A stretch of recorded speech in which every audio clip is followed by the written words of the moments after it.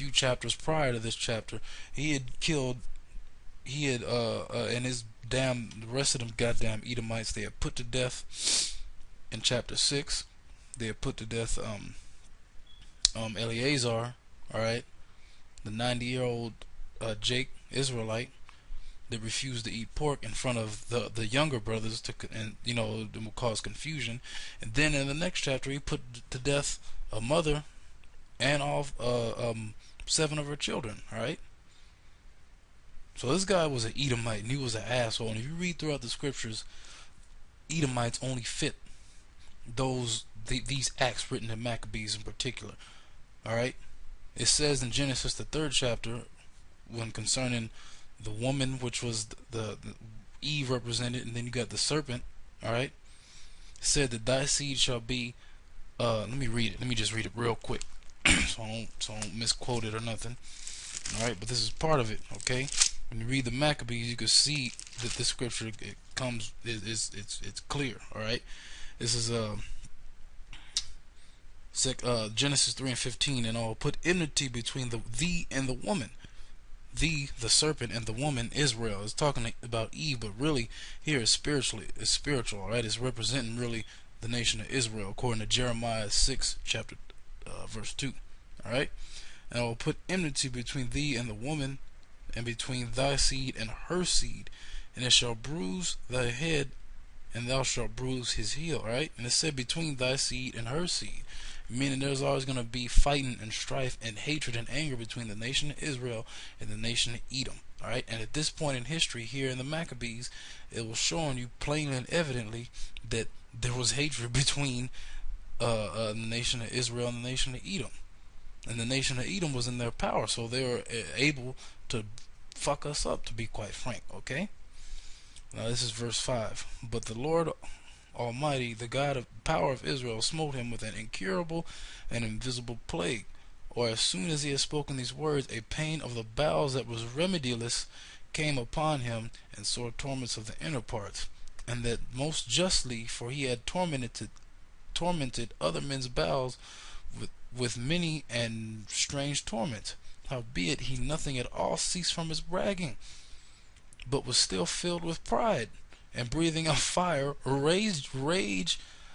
breathing out fire in rage against the Jews. We just read that. I will put enmity between thy seed and her seed. Okay. And you go to Habakkuk, the 2nd chapter, it shows you that he is a proud man. Who's that scripture represent? The nation of Edom. Okay.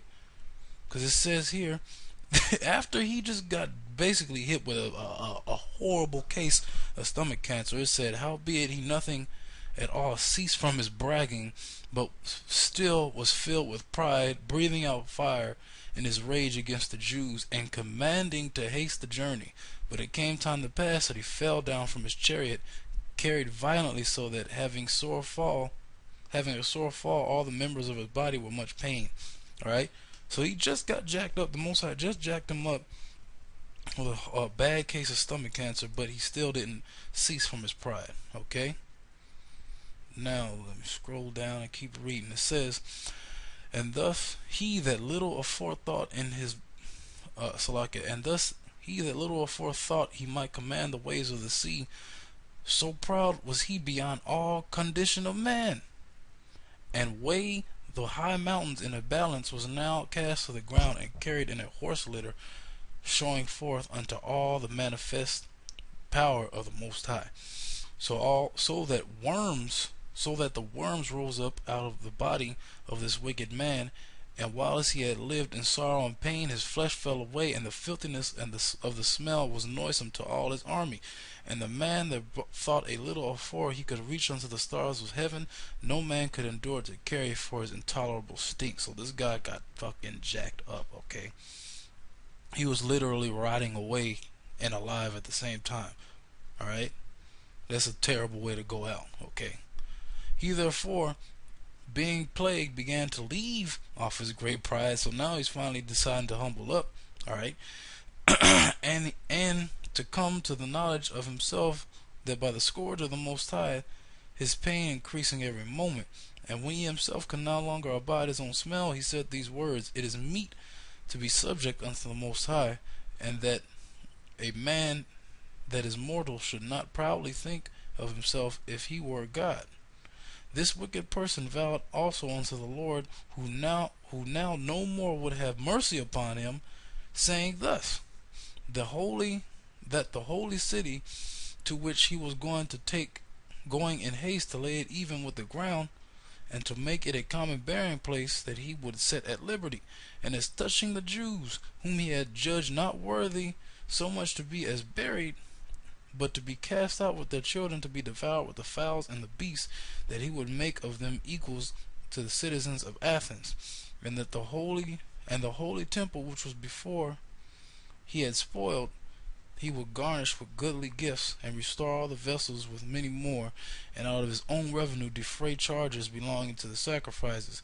Yea, and that also he himself would become a Jew, and go throughout all the world that was inhabited, and declare the power of the Most High. So he became a Jew. He decided to take on the customs of the Jews. He decided to be humble. Alright, he's decided to so-called become a saint. So he's not a saint, but he decided to do that. Alright, he decided to become devout. Alright, he decided to be equal with the real Jews. Okay, the real Israelites, the people whom he just got through persecuting. Alright, he was praying to the Most High to release him from his torment.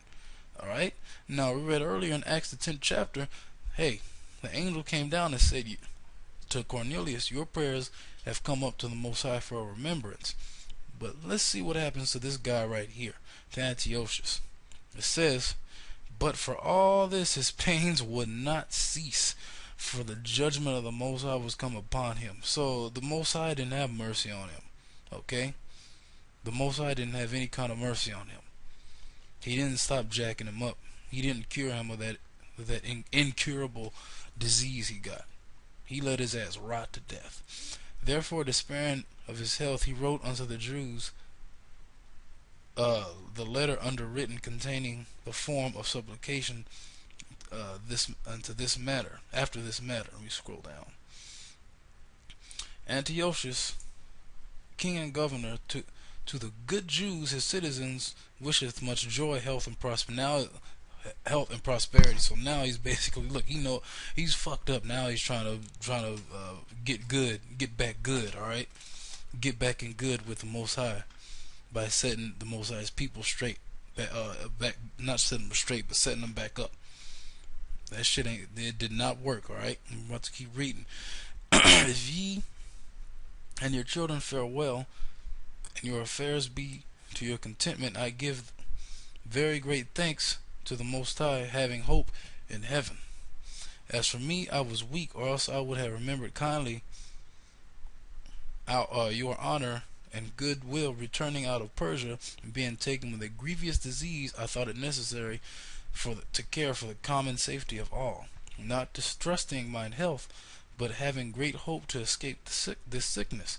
But considering that even my father, at what time he had led an army into the high countries, appointed a successor, to the end that if anything fell out contrary to expectation, or if any tidings were brought that were grievous, they of the land, knowing to whom the state was left, might not be troubled. Again, considering how that the princes that are borderers and neighbors unto my kingdom wait for opportunities, and expect what shall be the event, I have appointed my son Antiochus king, whom I often committed and commended unto many of you, when I went up into the high provinces, to whom I have written as followeth.